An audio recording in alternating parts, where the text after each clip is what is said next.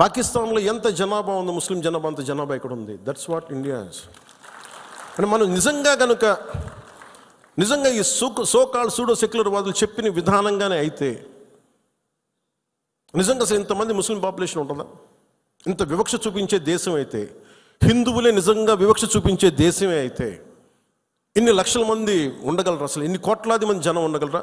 పాకిస్తాన్లో ఎంత ముస్లిం జనాభా ఉందో భారతదేశంలో అంతే ముస్లిం జనాభా ఉందో. దాదాపు అంత వివక్ష హిందువులకి ఎందుకు ఉంటుంది? హిందూస్ అక్కడెక్కడ కొంతమంది నాయకులు ఉన్నారేమో, మనకు తెలీదు. సంఘటనలు జరుగుతూ ఉంటాయి. మొన్నటికి మొన్న బంగ్లాదేశ్లో హిందువుల మీద దాడులు జరుగుతూ ఉన్నారు, విగ్రహాలు కాల్చేస్తూ ఉన్నారు, దుర్గాదేవి ఆలయాలు కాల్చేస్తూ ఉన్నారు. నేను మాట్లాడుతున్నప్పుడు మనకెందుకు సార్ అంటారు, అక్కడి నుంచి శరణార్థులు వచ్చేస్తారు, అప్పుడు ఇక్కడికే వస్తారు. మొత్తం దేశం మొత్తం అప్పుడు మన స్థానికులకు ఉద్యోగాలు పోతే అప్పుడు మీకు ఓకేనా అన్న. ఆ దేశం బాగుంటేనే మనం ఇక్కడ ఉద్యోగాలు మన వాళ్ళకి ఇవ్వగలం. 2 రాష్ట్రాల మధ్య కూడా తెలంగాణ కానీ ఆంధ్ర కానీ ఇక్కడి నుంచి మీరు వచ్చేస్తే మా ఉద్యోగాలు పోతున్నాయనే కదా సెపరేట్ స్టేట్ అయింది. అలాంటిది ఎక్కడ నుంచో శరణార్థులు వాళ్ళ యుద్ధ పరిస్థితులు బాగలే, వాళ్ళ వాతావరణ పరిస్థితులు బాగలేక మనకు వచ్చేస్తే అది మనకు అదనపు భారం, అది దేశానికి కూడా. అంతేగాని దీంట్లో మన దీంట్లో వివక్ష ఏమి ఉండదు. It's a practicality. Why this country can't afford too much of migration. Already ఇన్ని కోట్ల మంది జనాభా, వీళ్ళకి ఉద్యోగ అవకాశాలు, వీళ్ళకి ఉపాధి అవకాశాలు, వీళ్ళకి విద్యా అవకాశాలు, వీళ్ళకి గృహ అవసరాలు ఇవ్వడమే కష్టం, తప్పన పడాలి. అలాంటిది ఇంకా అదనంగా ఎక్కడి నుంచో వచ్చేసి వేరే దేశాల నుంచి ఎక్కడ తీసుకుంటాం? అది ప్రపంచం అంతా ఇదే సమస్య ఉంది. సో అలాంటి సమయంలో ఇది మనందరి బాధ్యత. ఇది నేషన్ సంబంధించిన సమస్యలు, మన సమస్యలు కూడా.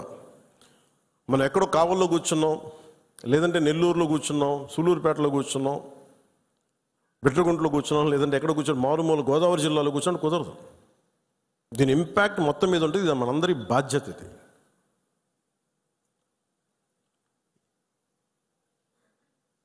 ఈ రోజున మనకి ఒక వాస్తవాన్ని వాస్తవంగా మాట్లాడటం తెలుసుకుందాం. నేను చాలాసార్లు ముస్లిం సమాజానికి కూడా చాలాసార్లు చెప్పాను. నేను ఎందుకు ఇంత మాట్లాడాల్సి వస్తుంది, ముస్లిం, క్రిస్టియన్, హిందూని ఎందుకు మాట్లాడాల్సి వస్తుందంటే, హిందువులకు ఉన్నది ఒకటే దేశం, ఇంక వేరే దేశం లేదు.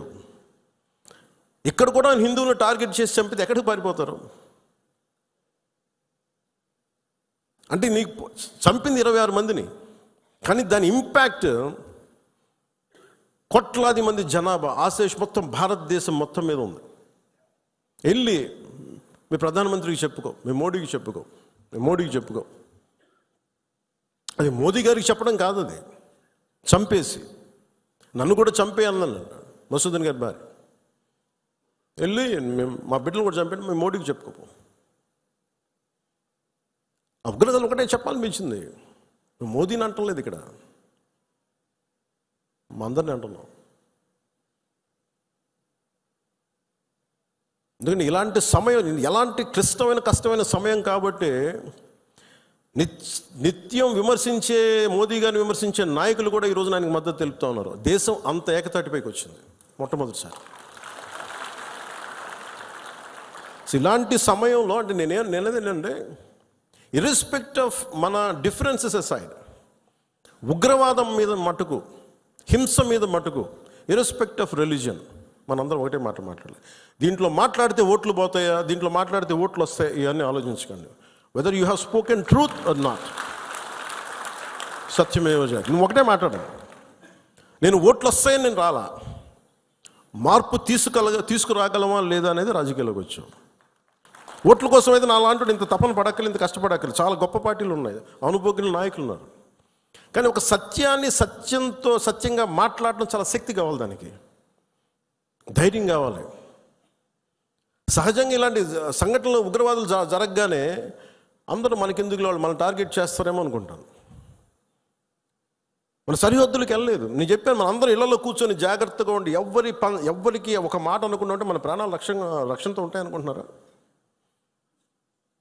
మన చనిపోయిన మధుసూదన్ గారిని చూడండి, ఆయన ఎవరికి హాని చేశాడు? ఎవరిని పల్లెత్తి మాట అనలా. కుటుంబాన్ని తీసుకెళ్ళి కాశ్మీర్ వెళ్తే అక్కడ కాల్ చేశారు.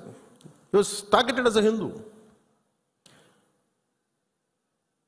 ఇది ఎక్కడో కూర్చోబెట్టి మత సామరస్యం చాలా చాలా అవసరం ఈ దేశానికి.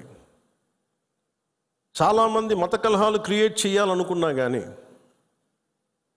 కొంతమంది చేస్తుంటారు. దాన్ని మీరు అడ్డుకోవాలి. మీ కళ్ళ ముందు ఒక సంఘటన జరుగుతున్నప్పుడు మీరు అడ్డుకోండి. అది ఎవరైనా సరే, ఒక హిందూ కావచ్చు, ముస్లిం కావచ్చు, ఏమది తప్పంటే తప్పని చెప్పండి. మీరు ఆ ధైర్యం కావాలి మీ అందరికీ. ఎందుకంటే ఆ ధైర్యం లేనప్పుడు అప్పుడు మన పొలిటికల్ పార్టీగా మనం ఉండడం అనవసరం. ఒక పొలిటికల్ పార్టీ మెంబర్గా ఉండటం కూడా అనవసరం. హార్ష్గా చెప్పమని నేను చెప్పట్లే, గట్టిగా తీవ్రంగా చెప్పమని చెప్పట్లే, కానీ ఇబ్బందిగా ఉంది నువ్వు చేసే పని. చెప్పాలి, కష్టం తెలియాలి కదా. ఇది మటుకు మనం నిర్ణయించుకోకపోతే మీరు అందరూ అసలు ఓటు వెయ్యని ఏముంటుందని, అసలు నాయకుడు కానోడు కూడా, ఇంట్లో సోఫాలో కూర్చొని కదలని వాడు కూడా, సార్ ఇది సెక్యులరిజం కాదు సార్, ఇలా మాట్లాడకూడదు అంటే ఏంటి అంటే ముస్లిం కాని వాళ్ళు చచ్చిపోతేనే మాట్లాడాలి సెక్యులరిజం అంటే? హిందువులకు జరిగితే మాట్లాడకూడదా? That can be defined as secularism. ఇది సమస్య మన దేశంలో. అందుకని ఇలాంటి ఈరోజు నాయకులందరికీ, మన జన సైనికులందరికీ కూడా, వీరమహిళ అందరికీ కూడా నాకు ఒక విన్నపం ఏంటంటే, సెక్యులరిజం అనే పదానికి మీరు ఈ పడికట్టు డెఫినేషన్ మీరు తీసుకోకండి. ఇది మటుకు మీరు చాలా చాలా స్పష్టంగా తీసుకోవాలి. నేను చాలాసార్లు చెప్పాను, ముస్లిం సమాజంలో చాలామంది వచ్చి అడిగినప్పుడు, మీకు ఏదైనా ఇబ్బంది వస్తే మొట్టమొదటి గొంతెత్తేది నేను, మీకు గుర్తుపెట్టుకోండి.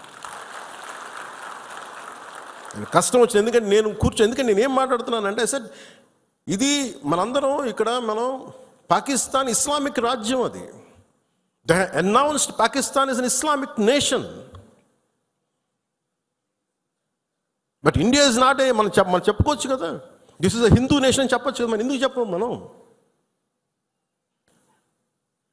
మన మూలాల్లో మతం అనేది ఒక విధానం అంతే. అందుకని మనం ఇప్పుడు చెప్పాల్సిన అవసరం లేదు. అంటే ఈ సందర్భంగా ఇది ఏ భాషలో తర్జుమా చేసుకుంటారో తెలియదు, ఇది కాశ్మీర్ దాకా వెళ్తుందో ఇంకొకటికి వెళ్తారో తెలియదు, కానీ ఒకటే ఉగ్రవాదులకి ఒకటే సందేశం, ఇది వరకు లాంటి భారతదేశం కాదు, ఇది కొత్త భారతదేశం. అది ఎందుకంటే మేము చాలాసార్లు విసిగిపోయి ఉన్నాం. మీ ఇష్టానికి వచ్చి కాళ్ళు చంపుతానంటే ప్రాణాలు ఎలాగో పోతాయి మాకు తెలుసు. As well as will fight and let our life go. దాన్ని సిద్ధపడే వచ్చాం రాజకీయాల్లోకి. ఉట్టిన ఎందుకు వస్తాం? పదవులుగా? పదవులు లేకపోతే మనకి ఏమొస్తుంది? ఇంకా బాగుంటుంది పదవులు లేకపోతే, స్ట్రెస్ ఉండదు. అందుకని పదవులు ఆశించేది ఏది ఎవరైనా సరే ఇది బాధ్యత. ఇది మనందరం బలంగా మాట్లాడాలి. అలాగే ఈ సందర్భంలో పోయిన ప్రాణాలని మనం ఎలాగ తిరిగి తీసుకురాలేం. పెద్ద ఎర్నింగ్ మెంబరు చనిపోయాడు కుటుంబంలో, మధుసూదన్ గారి కుటుంబంలో. సో మనందరి తరపున, మీ అందరి తరపున, పార్టీ తరపు నుంచి ఆయనకి ఒక 50 లక్షల రూపాయలు ఆయన కుటుంబానికి అందజేస్తున్నాం. అది నాకు ఎప్పుడు డబ్బులు అనౌన్స్ చేయడం ఇబ్బందిగా ఉంటుంది. దేనికంటే